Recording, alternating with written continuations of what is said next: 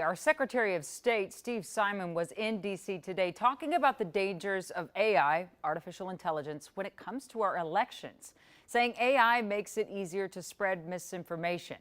John Croman was watching what Secretary Simon said and joins us now about more he thinks Washington can do to fix all this. Hey, John.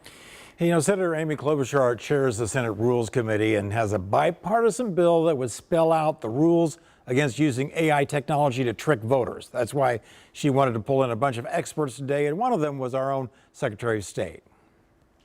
Allowing Republicans to vote. A digitally cloned Elizabeth Warren giving a false message that Republicans shouldn't be allowed to vote hit social media earlier this year, a blatant example of the deep fakes coming our way in the 2024 election cycle. Literally could undermine our entire democracy if citizens aren't able to tell the difference between who their candidate is and who's a fake candidate. Senator Amy Klobuchar brought Secretary of State Steve Simon to Washington to bolster her case for a bill that would create criminal and civil penalties for those who seek to weaponize artificial intelligence to trick voters.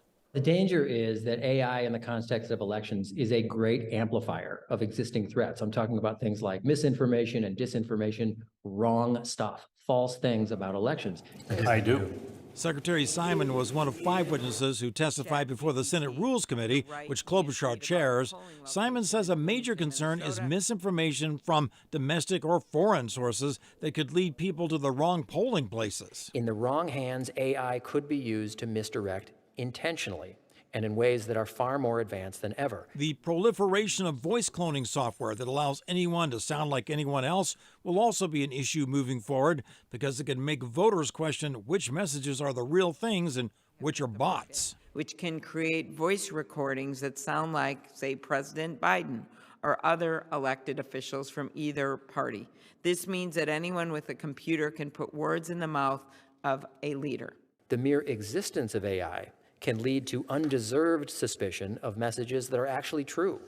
A video, for example, that contradicts a person's preconceived ideas may now be simply dismissed as a deepfake.